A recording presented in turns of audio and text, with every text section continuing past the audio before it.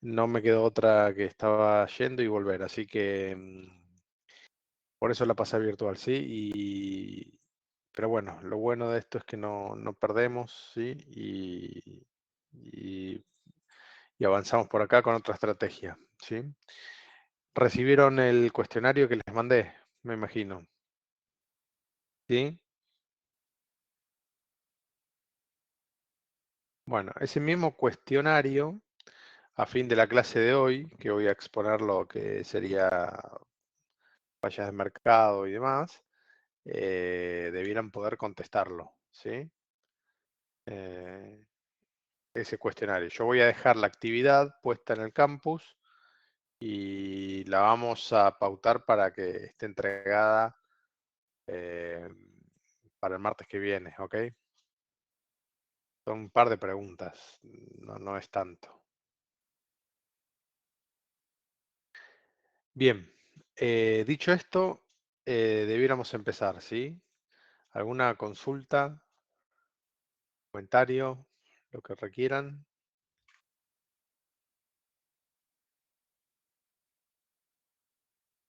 Bueno, vamos a retomar desde acá la unidad 6.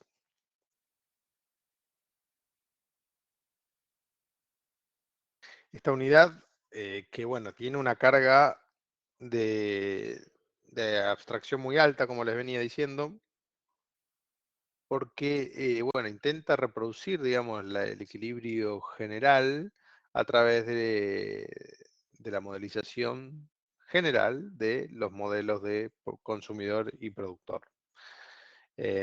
Nosotros habíamos ya, voy a grabar que no está grabando, nosotros habíamos dejado acá diciendo que, bueno, la condición, digamos, de equilibrio general acontece cuando tenemos esa tasa marginal de sustitución de dos consumidores igualada al cociente de precios de esos bienes, ¿sí? Y asimismo, entre los bienes, ¿sí? eh, bueno, nos da la información de que en definitiva los relativos son los que tienen que ser dada la interacción del mercado, ¿sí? Siempre acá olvídense de ninguna intervención de ningún tipo, ¿ok? Esto es libre competencia. Em, entonces, bien, esa es nuestro equilibrio competitivo, ¿sí? Em, y de acá vamos a partir para dar cuenta de que este equilibrio competitivo tenemos una economía de bienestar y está determinada bajo dos teoremas, ¿sí? Dos teoremas que eh, tienen que ver con estrictamente el equilibrio competitivo, quiero decir. Acá habíamos visto que los mercados se vacían, entonces los precios relativos son los que son, y podíamos maximizar utilidades y cantidades producidas. ¿Ok? Bárbaro, eso acontecía siempre que se iguale todo, básicamente, ¿sí? Las tasas marginales de sustituciones de los consumidores con las tasas marginales, con el cociente de precio de los bienes, ¿sí? Y asimismo, cuando verifico esto, ¿sí? Que esto es la frontera de posibilidad de producción, estoy suponiendo que se igualan las tasas marginales de sustitución técnica de los productores, ¿sí? Al cociente de precio de los factores. O sea, es por eso esta unidad yo siempre digo que la agarro con bronca porque es como una abstracción muy idealista, ¿sí? Y muy teórica y muy simplificada de una situación de equilibrio. Pero bueno, sin embargo, vamos a ver a través de la misma teoría que esta situación, bueno, de acontecer, determina dos teoremas de bienestar, ¿no? Que tiene que ver con que todo equilibrio competitivo, es decir, todo este equilibrio, ¿sí? El punto E, que es un punto de equilibrio, y cualquier punto sobre que, si hubiera algún otro punto sobre la curva de frontera de posibilidad de producción que se iguale a esto, a una curva de indiferencia que sea tangente, acá solamente tenemos el punto E, pero un punto igual a E en otra parte, determina que todo equilibrio competitivo es una asignación Pareto óptima. Esto es obvio. ¿Por qué? Porque ya dijimos que cada punto de estos, y sobre la curva, es un punto eficiente en el sentido de Pareto. Si sucediera esto en otros puntos, bueno, todo punto de todo equilibrio competitivo, como está definido acá, entonces es una asignación óptima en el sentido de Pareto. Bueno, sí, está bárbaro. Es decir, hay eficiencia económica. ¿Ok? Ese es el teorema, el primer teorema del bienestar. Y va a haber dos. Entonces, acá lo que importa es sencillamente que si estamos en un equilibrio competitivo, hay una asignación eficiente en términos de Pareto. ¿Sí? Se agotan, se vacían los mercados, se asignan todos los bienes que produce esa economía para alcanzar la máxima utilidad posible. Después va a haber un segundo teorema que tiene que ver con que si entonces hay una asignación óptima, va a haber un sistema de precios, que es lo que yo le decía, los precios relativos de esa economía van a estar determinados, ¿sí? Van a estar determinados y son esos, ¿sí? Son los que deben ser los precios de equilibrio, ¿sí? En nuestro ejemplito, P1 sobre P2, ¿sí? En este punto son de equilibrio, son los precios que deben ser. ¿Por qué? Porque es un equilibrio competitivo. Y si son los precios que deben ser, lo que está sucediendo es que se está pagando a esos precios, por eso dice con pago de transferencias. ¿Qué quiere decir? Se está pagando las debidas retribuciones a los factores que tienen que ser. Es decir, se está pagando el debido salario y se está pagando la debida retribución al capital, la debida ganancia, digamos, ¿sí? No hay acá ningún tipo de análisis más profundo de que lo que se está pagando de retribuciones a los factores no debe ser, no debería ser eso. Si el sistema de precios, ¿sí? Relativos es libre y conforma un equilibrio competitivo, entonces esos precios están reflejando la debida retribución a cada uno de los factores. ¿Está? ¿Sí? Y entonces eso supone que hay eficiencia y la equidad es la equidad que se merecen, básicamente. ¿Por qué? Porque se deriva de la debida contribución, ¿sí? Al proceso de productivo. ¿Sí? Porque si estamos diciendo que el sistema libre genera unos precios relativos y pagan las retribuciones específicas a cada factor, estamos diciendo entonces que los factores cobran lo que tienen que cobrar. ¿Por qué? Porque el mercado dice que los precios son esos que tienen que ser. Entonces, los empresarios ajustan la producción a los precios de mercado que tienen, ¿sí? Y bueno, las retribuciones a los factores son las que deben ser, dado lo que indica el mercado, ¿sí? Entonces acá los conceptos relativos de equidad ni interesan siquiera, o son deseables en los términos en tanto el mecanismo de precios asegura que haya retribución, ¿sí? ¿Ok? Bien.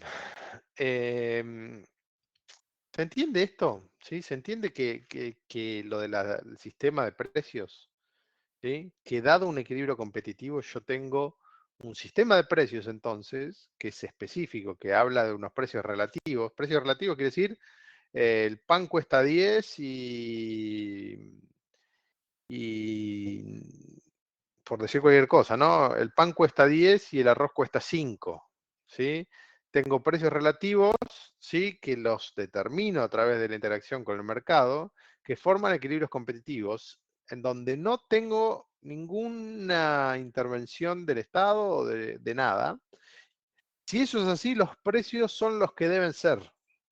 ¿Por qué los que deben ser?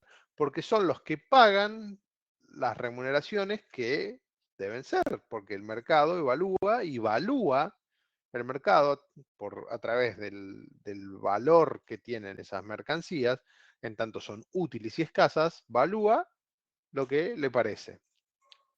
¿Ok? Entonces fíjense cómo acá también aparece la teoría del valor, ¿sí? Que habíamos visto en la unidad 1.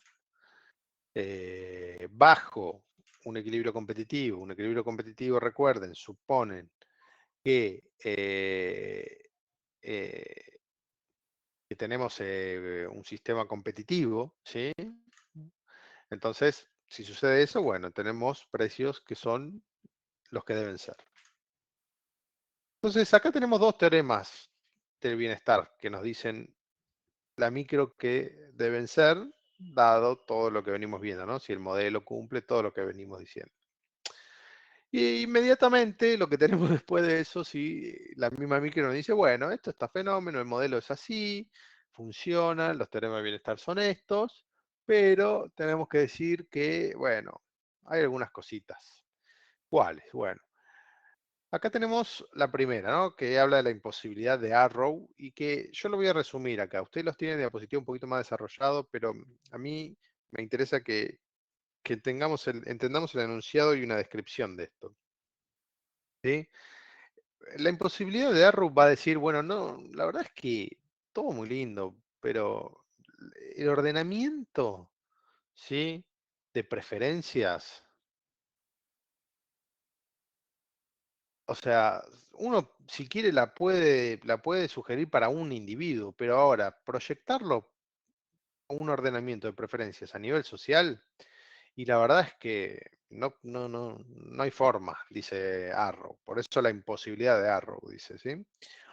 Entonces, a través de este sencillo postulado de Arrow que dice, todo bien lo que para uno, lo que para uno no ser válidos. No puede haber un ordenamiento de preferencia social, ¿sí? Entonces, si no puede haber eso, y la verdad es que medio que el equilibrio competitivo se cae, digamos, ¿sí? Entonces ya fíjense que directamente tenemos algunas cuestiones que son indicativas de que todo lo anterior que venimos viendo funciona solo dentro del modelo, ¿sí? Y por el modelo, como yo les decía. ¿Ok? Entonces, esta es una primera cuestión. Y después tenemos otra, que es más grande o más amplia, vamos a decir, que tiene que ver con las fallas de mercado.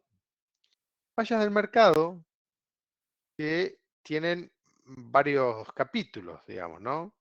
Que son la violación del primer teorema del bienestar, que ¿qué nos dice? Que siempre que hay equilibrio competitivo hay asignación eficiente, un óptimo de Pareto. Y lo que van a decir la falla del mercado, no hay siempre asignación eficiente. ¿Por qué? Porque hay externalidades, hay bienes públicos, no todos los bienes son de mercado, ¿sí? Hay poder de mercado, hay monopolios, entonces no todas las empresas son de un mercado competitivo. Hay asimetría de información, hay bienes que son indivisibles, acá recuerden que era un bien homogéneo único, y vamos a ver algo de sociedad local, pero ¿qué pasa? En el equilibrio competitivo tenemos todos los supuestos que ya vimos, ¿sí?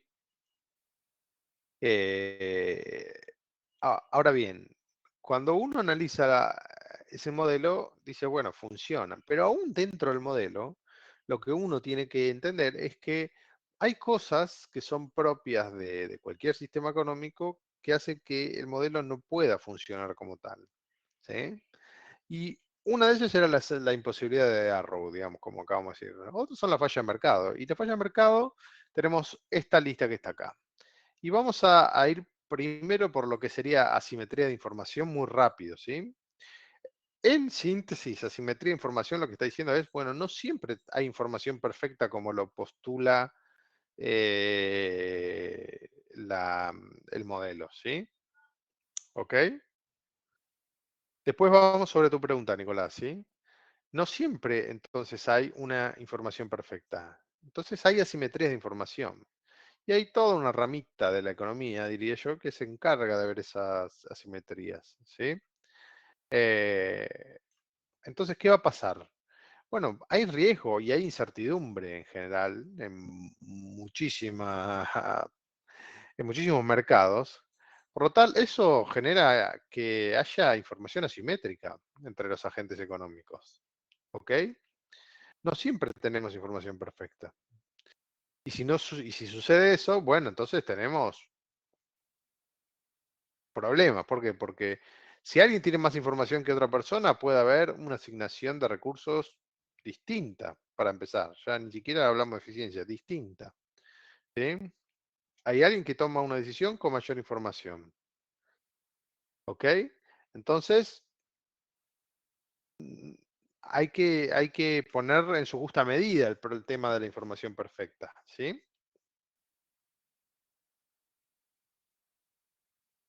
¿Qué pasa? Bueno, la economía de la información, por así decirlo, va a identificar que es un problema, pero también va a decir, bueno, pero ojo porque también los agentes tratan de resolver ese problema de asimetría en la información que tienen.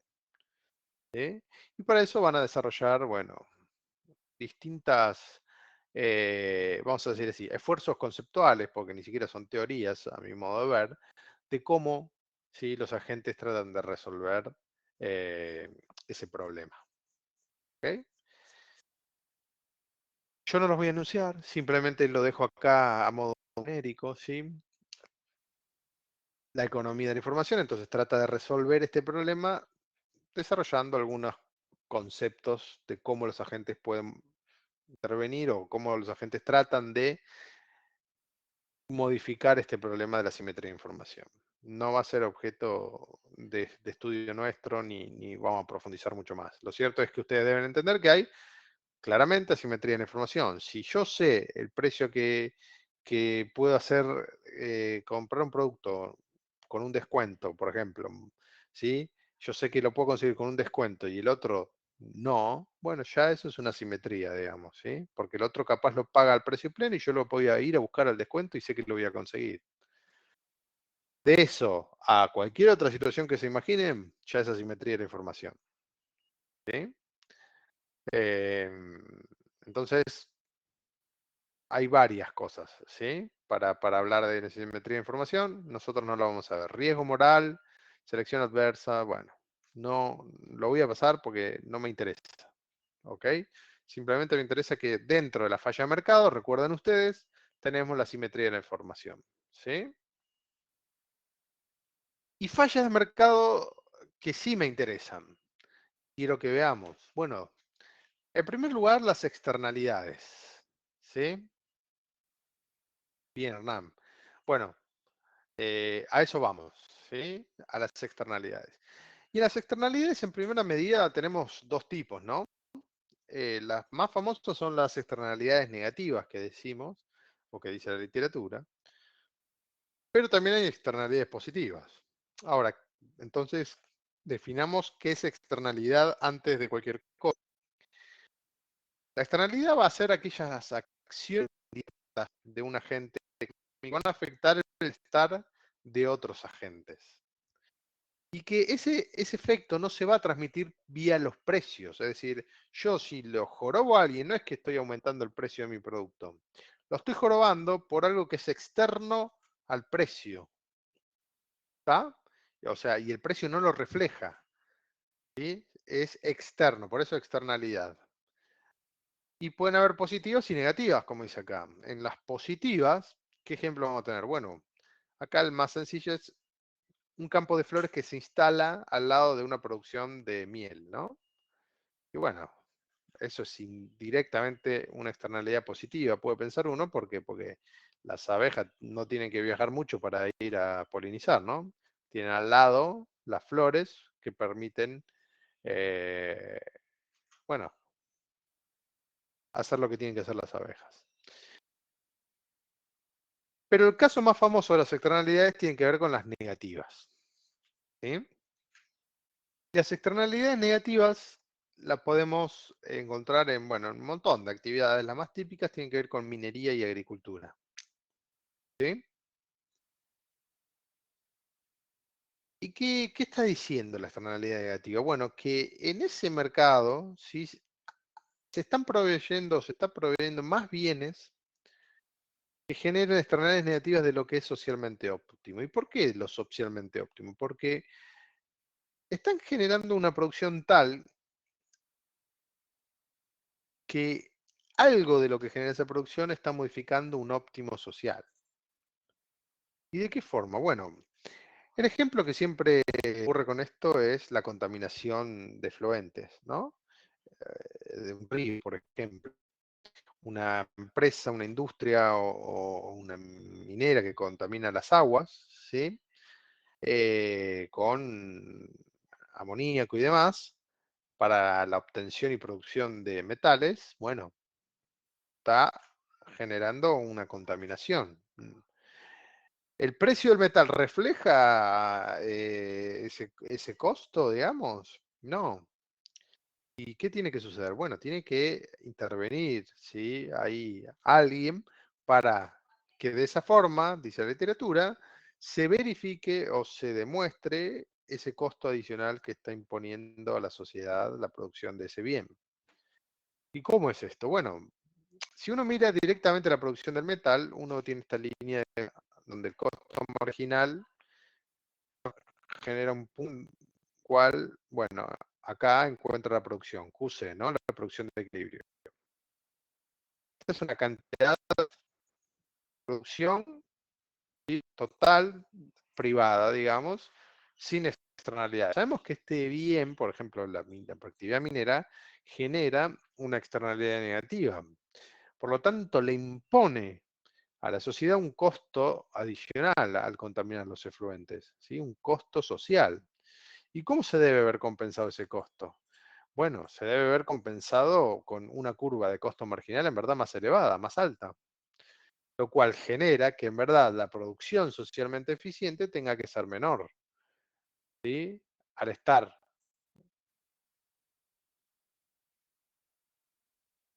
allí el costo que está imponiendo la sociedad.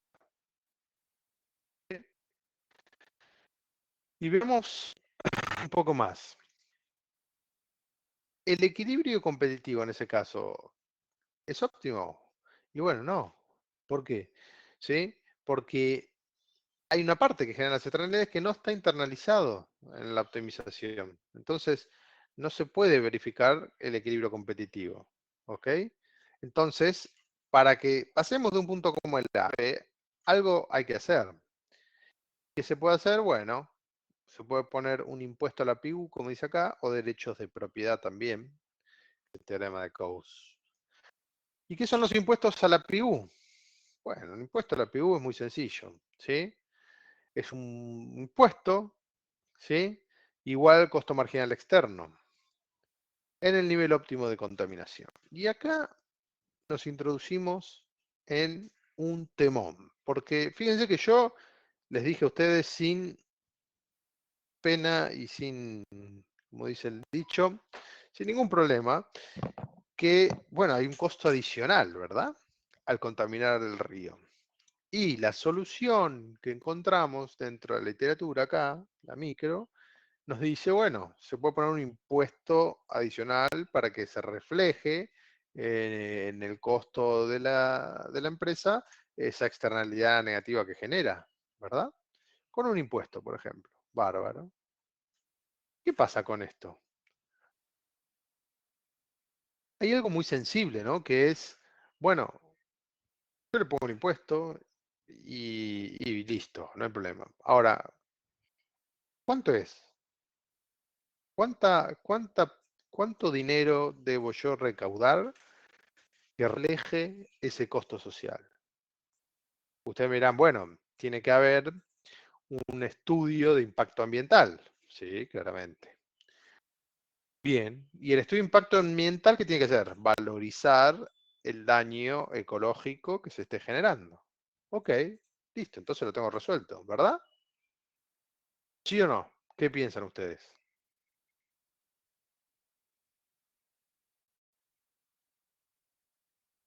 No, no, dicen nada. Bien, a ver, ¿por qué? Vamos a ver, no sé. ¿Es no, no o es sí, sí?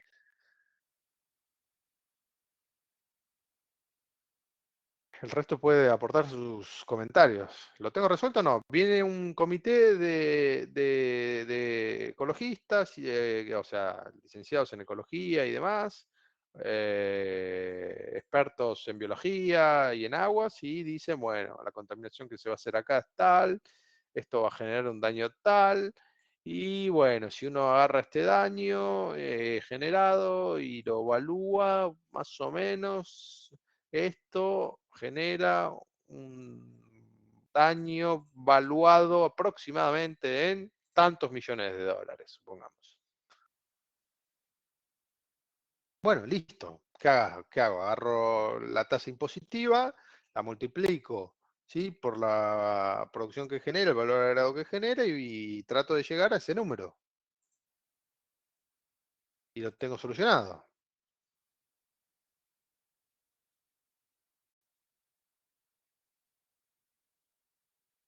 Está bien. Sí, sí, claro, va a reducir la producción. Pero además, ¿qué pasa con esto? O sea, ¿qué cosa adicional hay? ¿Alguna cosita para comentar? Si no, avanzo. A ver, ¿qué pasa? Yo les dije también que venía este comité, hacía todo el estudio y evaluaba. ¿Sí? Y la pregunta de fondo que le tengo para ustedes, y yo soy economista, así que si se trata de evaluar y los números, algo tengo que haber aprendido. La pregunta ¿es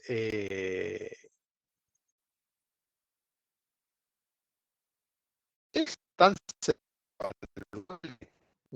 ambiental?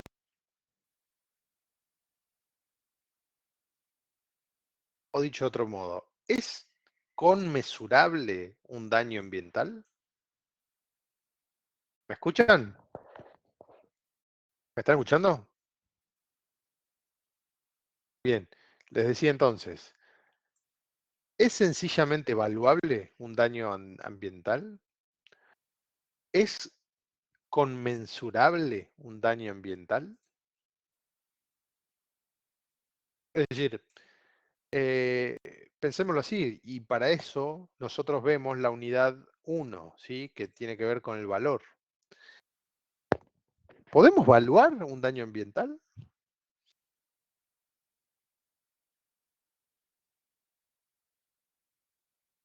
La pregunta que les tengo, a ver, que es, a ver, me podrían responder, bueno, sí, llegamos a un número.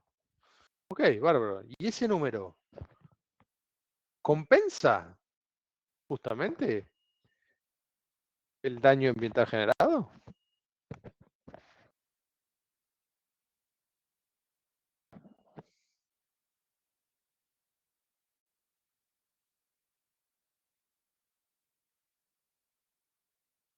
¿Y por qué no lo compensa? Si tiene un valor, quiere decir que el daño ambiental sale eso.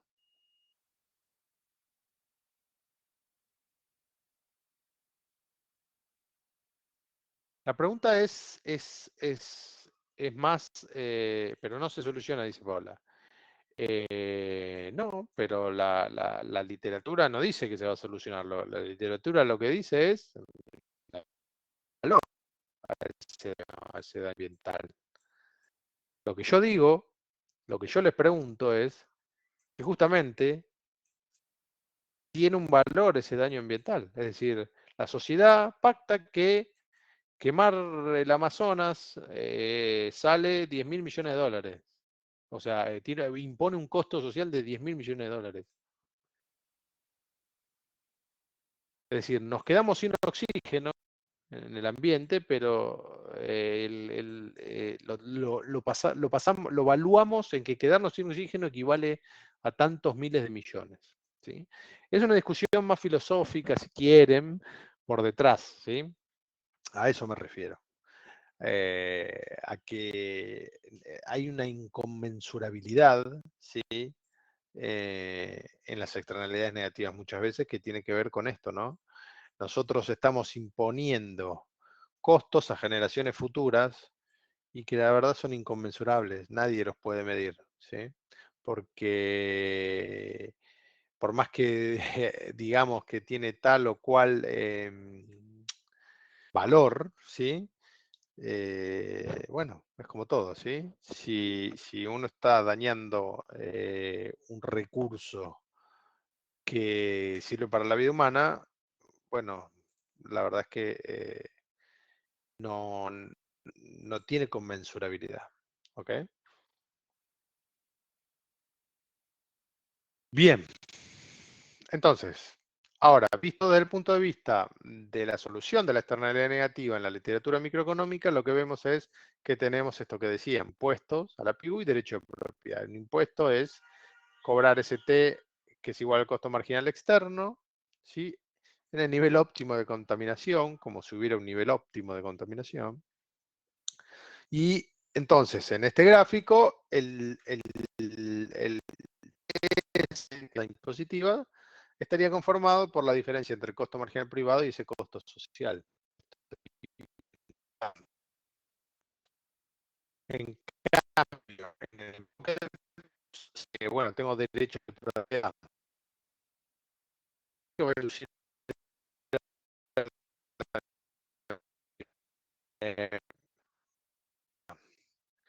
Acá habría derecho de propiedad en el sentido en que, bueno, eh, en una empresa, ¿sí? Los ciudadanos tienen el derecho de la propiedad de, supónganse, el río, y entonces, si viene la empresa y va a contaminar, bueno, la empresa tiene el derecho de propiedad sobre la tierra para generar la producción que quiera. Si existen esos dos derechos, negociarán el propietario digamos, del agua y el propietario de la tierra está dispuesto a pagar la empresa para contaminar el río y el consumir el propietario del río no contamine la empresa. ¿No?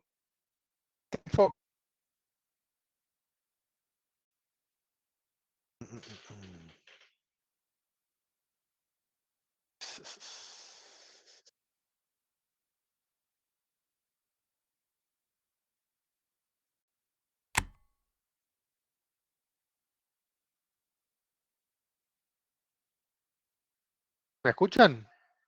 Se salió el chat inclusive. ¿Me están escuchando ahora? ¿Me escuchan?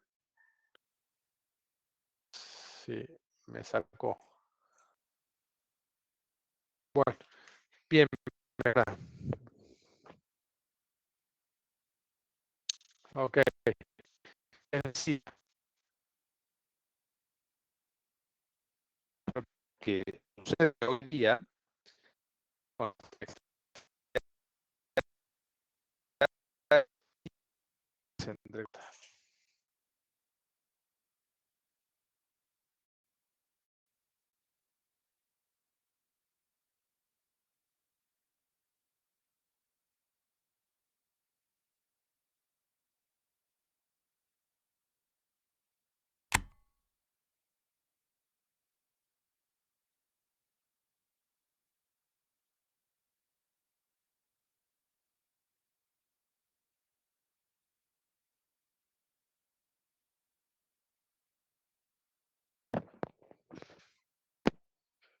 bien, ¿ahí me escuchan?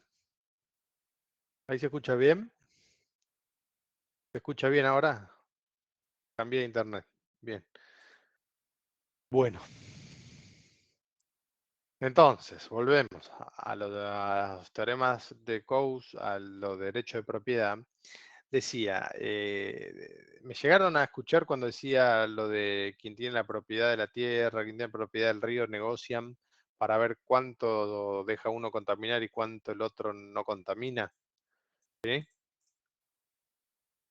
Porque afectan entre sí sus respectivas propiedades. ¿Escucharon hasta ahí? Lo que yo les decía es que esta forma, si quieren, tiene una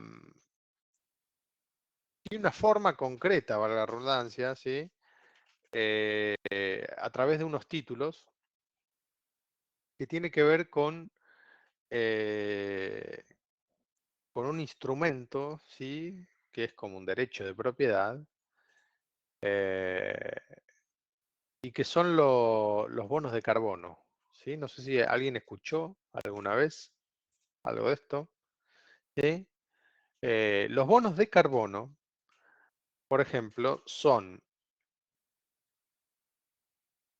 bonos, ¿sí? Que están en manos, en tenencia de determinados individuos, que lo que hacen es básicamente tener la certificación, por así decirlo, de que absorben tantas unidades de carbono, por así decirlo, y esos bonos se comercializan en el mercado entre aquellos que, por ejemplo, sí emiten carbono. Entonces, se les exige muchas veces a los que emiten carbono que en un tiempo razonable vayan reduciendo sus emisiones de carbono, ¿no? Que es uno de los gases de efecto invernadero. Bueno, los bonos de carbono, ¿qué vienen a hacer? Esas personas, en vez de dejar de emitir, muchas veces lo que hacen es comprar bonos de carbono. ¿Y qué es eso? Bueno, eso genera que si el tipo emite 100, por decir un número, ¿no? De carbono y compra un bono que dice que se absorben 50 unidades de carbono, bueno, en términos económicos está emitiendo la mitad. ¿Por qué? Porque el tipo compró un bono, ¿sí? A otro individuo que sí capta, y ese otro individuo está captando su parte de carbono que él no está logrando por sí mismo dejar de emitir. ¿Sí? Les dejo por acá ahí un link si alguno tiene algún interés más particular. Esto es muy sencillo, digamos, el link que le dejo es de revista, diría yo. Pero bueno, les va a servir para, para entender un poquito más a aquellos que quieran. ¿Sí? Entonces, fíjense que no es que solamente está acá más o menos en la teoría esto, sino que, bueno, en algún caso, por ejemplo, con los bonos de carbono, hay algo de esto, ¿ok? Hablando de externalidades negativas, ¿ok? Pero bueno, eso es una de las fallas de mercado, ¿ok? Externalidades. Una de las fallas de mercado. La otra tiene que ver con la existencia. ¿Qué pasa con esta falla de mercado? Lo que nos acontece es que genera que no se cumple el equilibrio competitivo, ¿sí? Y los teoremas del bienestar que acabamos de decir, que dijimos al principio, ¿sí? Por eso los estamos viendo. ¿Y qué sigue de falla de mercado? Bueno, otra son los bienes públicos, ¿ok? Bienes públicos que son ni más ni menos que los bienes provistos por el sector público, ¿sí? Déjeme buscarme un vaso de agua y vengo.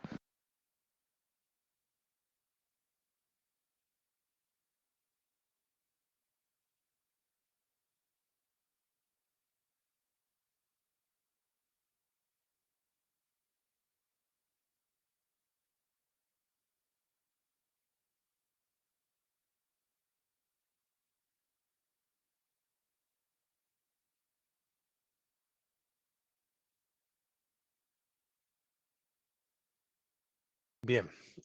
Em, entonces, otra de las fallas de mercado tiene que ver con los bienes públicos. ¿Qué pasa con los bienes públicos? Bueno, claramente no es un bien privado, un bien de mercado. Entonces, los bienes públicos muchas veces no tienen precio, ¿sí? Entonces, no, son bienes que no sirven para el equilibrio competitivo que venimos viendo. ¿Por qué? Porque tienen estas características, ¿no? Que no es rival un bien público. ¿Qué quiere decir? Para cualquier nivel de producción, ¿sí? El costo marginal de producirlo para un consumidor adicional es cero. ¿Ok? ¿Por qué? Por la naturaleza del bien público, ¿sí? Es decir, un hospital público paga, no sé, 100 millones de pesos por mes a su personal, a todo. La verdad es que van todos los pacientes que quieran y más, ¿ok?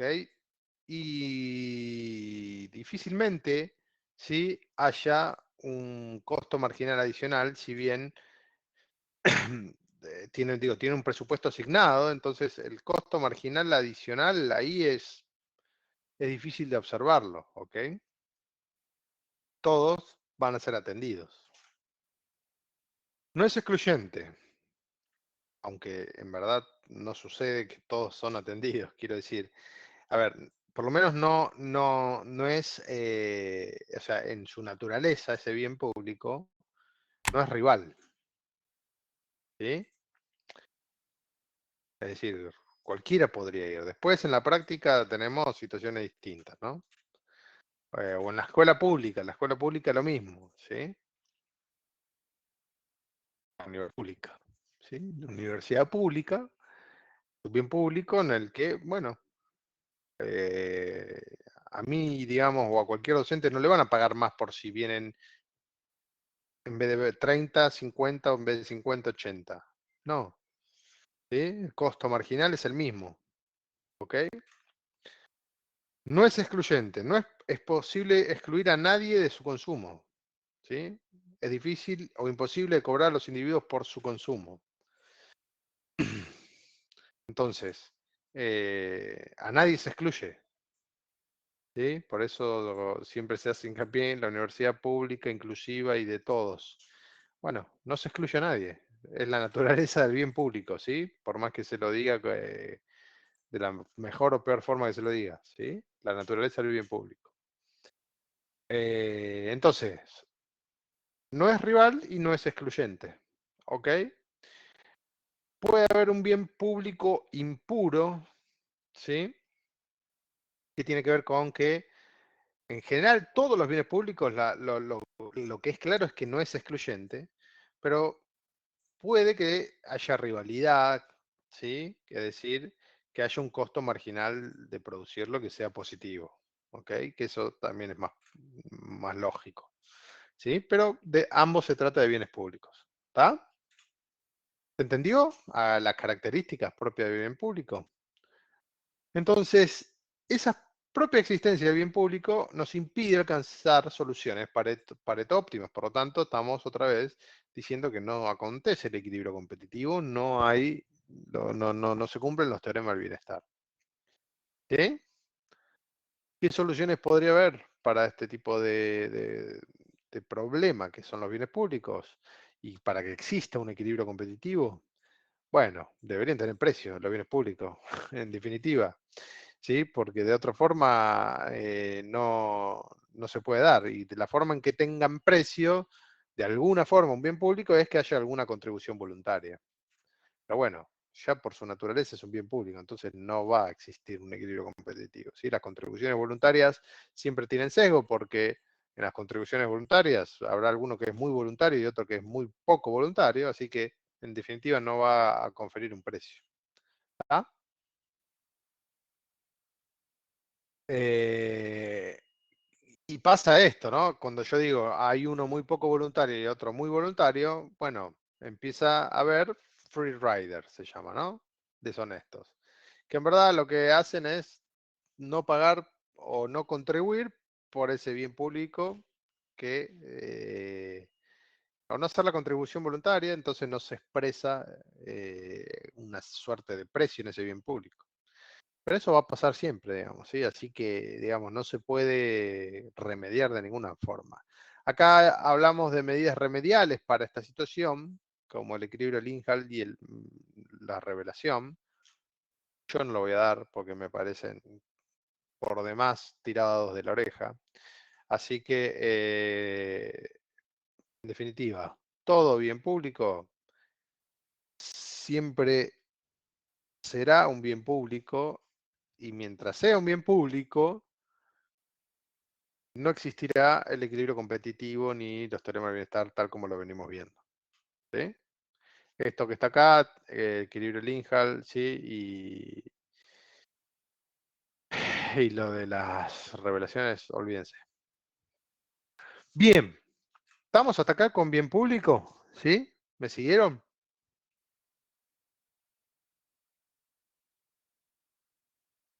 Entonces, todas son fallas de mercado, ¿ok? Fallas de mercado es el conjunto global de la falla de mercado, ¿sí? Que generan que no tengamos el equilibrio competitivo, que no tengamos los teoremas del bienestar, ¿sí? Otro de ellos tiene que ver con los monopolios naturales. Monopolios, sí, exactamente. Monopolios en los que solo una firma abastece todo el mercado, a un precio más bajo al que lo hicieran dos o más firmas. Eso es un monopolio natural, en definitiva, ¿no? Y acá, obviamente, tenemos el caso de los monopolios del sector energético, ¿no? Que lo que tienen de característica es que, bueno, hay una subaditividad de costo en costos muy fuerte. ¿Sí? Yo lo ejemplificaba también cuando había un monopolio con el monopolio en la transmisión de energía eléctrica. Y lo sensato es que haya una gran línea de transmisión de energía, ¿sí? Hacia las distintas distribuidoras, no que haya muchas líneas de transmisión, ¿sí? Si no tendríamos cable por todos lados y más allá de eso, no es económico, ¿sí? No es económico. Y otra de las cosas fundamentales tiene que ver la economía de escala en los monoproductos, ¿ok? Y ahora, ¿qué pasa con los monopolios naturales? Bueno, lo que tenemos es que en general hay tarifas, ¿ok? Hay tarifas. Y esas tarifas justamente no expresan un equilibrio competitivo porque no verifican, no demuestran el precio de mercado de ese monopolio. El precio de mercado, recuerdan ustedes, era donde el ingreso marginal se igualaba al costo marginal sobre la demanda, o sea, sería este. Sabemos que los monopolios naturales, están regulados además en general, tienen un precio que es distinto, ¿sí? Y bueno, y eso va a generar que no estén expresando las cantidades ni los precios de mercado, ¿sí? O los que sucederían si hubiese libre competencia, digamos, o libre accionar de monopolio. ¿Tá? Entonces, es una falla de mercado también el monopolio. O sea, que en verdad, a esta altura ya nos deberíamos preguntar, a ver, el mundo está lleno de monopolios. ¿Qué es la falla de mercado? ¿Los sistemas competitivos o los monopolios? ¿No? Es otra pregunta. Bueno, eso queda para otro curso. Pero dentro de la teoría micro vemos monopolios naturales, vemos los monopolios también como fallas de mercado, es decir, como un mercado distinto al competitivo que no nos permite llegar a asignaciones Pareto óptimas. ¿Ok? ¿Sí? Entonces, en el caso de los monopolios naturales, bueno, tenemos tarificación, tienen las tarifas que habíamos visto, algo, sí, recuerdan, yo dije, no voy a profundizar mucho, tarifa en dos tramos, discriminación, tenemos distintas formas de tarificar con precios de Ramsey y demás. En general, lo que van a ver ustedes, o si alguna vez se enfrentan, es que en general hay la regulación tarifaria para los monopolios naturales en general tiene que ver de dos formas. O tasa de retorno, que yo les decía, o price cap. ¿Sí? La tasa de retorno limita la rentabilidad y el price cap, bueno, es una metodología de regulación por incentivos que fija un precio máximo. El price cap para economías no inflacionarias sirve muy bien. La tasa de retorno se vuelve más necesaria para economías más inflacionarias. Nada es perfecto, todo requiere revisión, pero bueno, son los métodos regulares de regulación tarifaria. ¿Ok? Nada, esto es un poquito más del contenido de la regulación tarifaria en cada caso, ¿sí? No voy a adentrarme en esto porque no tiene sentido a esta altura y en este curso introductorio de micro. Entonces, fíjense que entonces hablamos del equilibrio competitivo que genera, ¿no?, estos dos teoremas del bienestar, que asimismo no se cumplen cuando tenemos la falla de mercado, ¿sí?, fundamentalmente, y después sabemos que además tenemos un problema intrínseco en el modelo que, por lo menos en lo que vimos, con la imposibilidad de Arrow, se manifiesta en el ordenamiento de preferencias sociales, ¿no? Que ya decir eso es, por lo menos, osado. Entonces, bueno, ya de ahí tenemos un problema, pero además tenemos todas las fallas de mercado que fuimos viendo.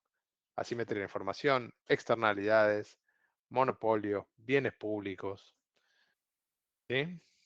¿Está? Esos son los principales. Entonces, fíjense que terminamos la unidad 6 diciendo por qué el equilibrio general en verdad no se va a cumplir, ¿verdad? O por las razones que no se cumpliría, ¿sí? Con lo cual, bueno, ya deja entrever mucho, ¿no? Deja entrever mucho de que aquel sistema de precios de equilibrio competitivo que asegura una retribución a los factores que es la que debe ser, porque el sistema de precios es el que dice el mercado que tiene que ser, entonces es impoluto y no tiene juicio y es el que tiene que ser. Bueno, vemos que ya hay varias complicaciones dependiendo de lo que miremos, ¿sí? Falla de mercado, o una imposibilidad de Arrow directamente, o bueno, otras cosas que no la tenemos acá todavía definidas, ¿no? Pero hay varias cosas. Entonces, ¿qué vamos a ver en adelante? Bueno, vamos a ver cómo justamente este problema que encontramos en el equilibrio general que no se cumple, o mejor dicho, vamos a ver que a través del equilibrio general, cuando se cumple, la distribución del ingreso sucede de una forma determinada que es coherente con el sistema de precios de libre mercado. Bárbaro. Y competitivo. Bárbaro. Eso por un lado. Y al mismo tiempo vamos a ver que, bueno, que eso justamente es difícil evidenciar porque la situación de equilibrio competitivo es difícil de que exista. Por lo tanto, la distribución del ingreso, vamos a ver que en verdad tiene un plano bastante más distinto, ¿sí? Que es la unidad 7. Y para eso, bueno, hay bibliografía de Gobli Lasser y tienen también un texto que escribí yo, que está en los cuadernillos, creo, y si no, obviamente lo subo. Entonces, hasta acá eh, vemos unidad 6, ¿sí? Así que vamos a ir tocando algunos temitas más de discusión, ¿sí? Que ustedes también dijeron. A ver, yo me acuerdo que... Nicolás, un subsidio al consumo conduce a fallas del mercado. Bueno, naturalmente eso es así. ¿Por qué? Porque vos estás básicamente modificando la relación de precios relativos, o más que la relación de precios relativos, le estás diciendo a un tipo que puede consumir más de ese bien, le estás ampliando su recta presupuestaria, estás haciendo un incremento de la demanda, ¿sí? Por lo tanto, eso va a generar un cambio en los precios relativos y los precios relativos no van a transmitir lo que deberían ser ante situaciones de libre mercado, ¿sí? Eso, a Nicolás, a la pregunta original que vos habías hecho. Y que la ortodoxia que no haya Estado, pero lo único que le cuida la propiedad es el Estado. El Estado, por definición, es el gran garante de la propiedad privada. Sí, sí, eso es así, Hernán. Está puesto en los orígenes del Estado en muchos autores, ¿no? Si uno estudia a Weber, que es un sociólogo alemán, creo que era Weber, digo porque en la época de preguerra y demás, de pre-segunda guerra o entreguerra, decir alemán es muy complicado porque se rediseñó tanto a veces, entonces no sabe si uno es austríaco, polaco, alemán ahí metido, pero yo entiendo que Weber alemán. También hablaba de esto, Weber, ¿no? Que estaba más del lado de la sociología. Y el Estado es fundamentalmente un garante de la propiedad privada, ¿no? En el sistema de construcción eh, del derecho, el Estado es fundamental y el Estado ha sido necesario justamente para que el sistema de propiedad privada esté garantizado, ¿sí? Constituido legalmente digamos, y administrado, fundamentalmente, más allá de constituir legalmente, administrado bajo bajo el poder del Estado, poder de coerción, poder legal y demás, ¿no? Entonces sí, obviamente, sí, sí. El Estado es necesario. Acá la ortodoxia a veces parece que lo pone como que el Estado no tiene que hacer nada, pero en verdad la ortodoxia, el Estado le confiere un rol, ¿eh? Y el rol tiene que ser justamente ese, ¿no? El de velar por los contratos, por los derechos, pero bueno, obviamente cuando se quiere meter en los mercados, bueno, ahí le da, por lo menos le da pocas aristas, ¿no? En el monopolio, en los oligopolios, en la falla de mercado y paremos de contar, digamos, ¿sí?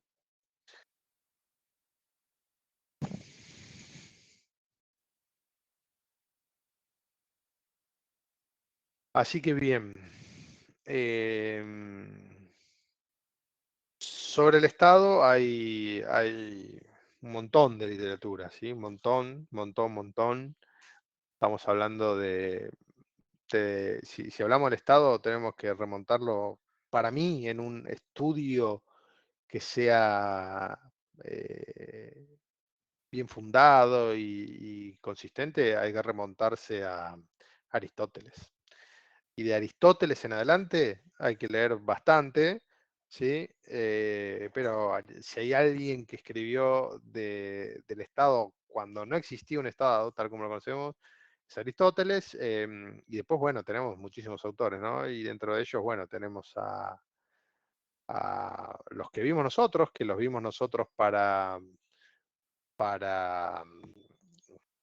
lo vimos directamente para la teoría del valor, ¿no? Bueno, pero Marx, Smith, bueno, son tipos que eh, han escrito un montón sobre el Estado, ¿sí?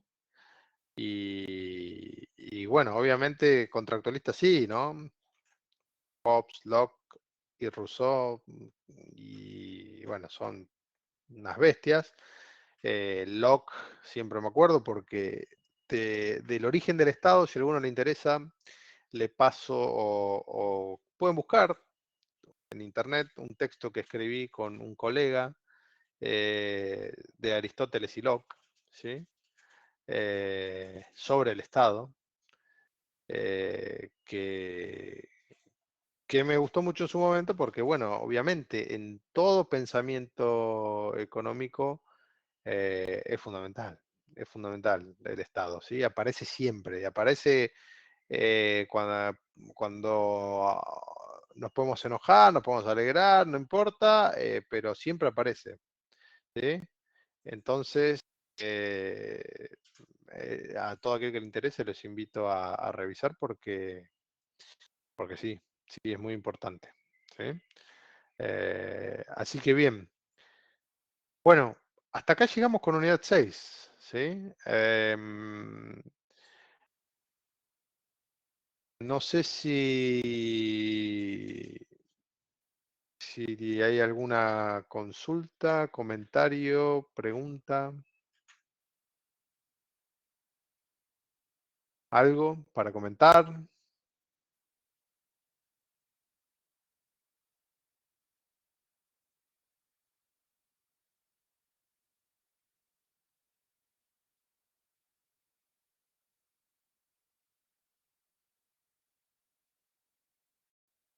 Nada.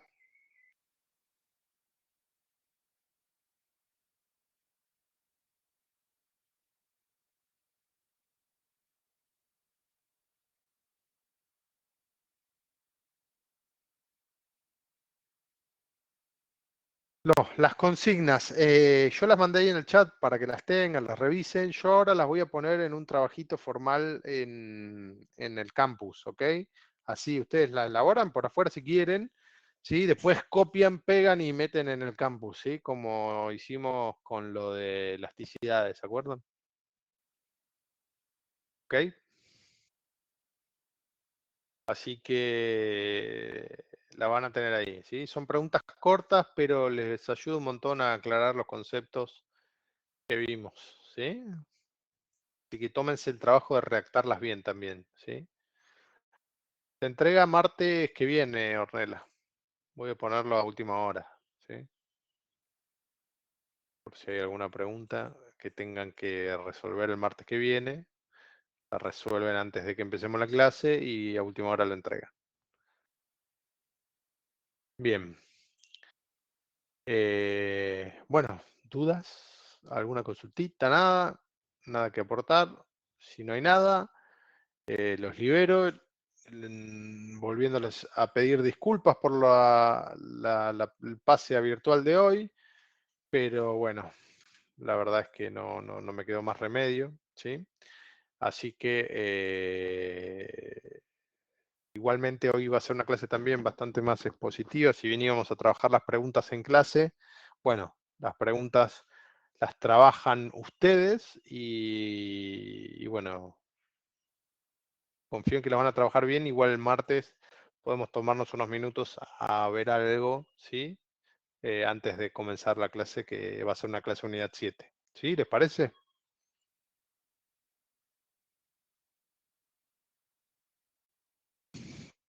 Bien. Bueno, un saludo, un abrazo. Estamos conectados, cualquier cosa. Y bueno, buen fin de semana.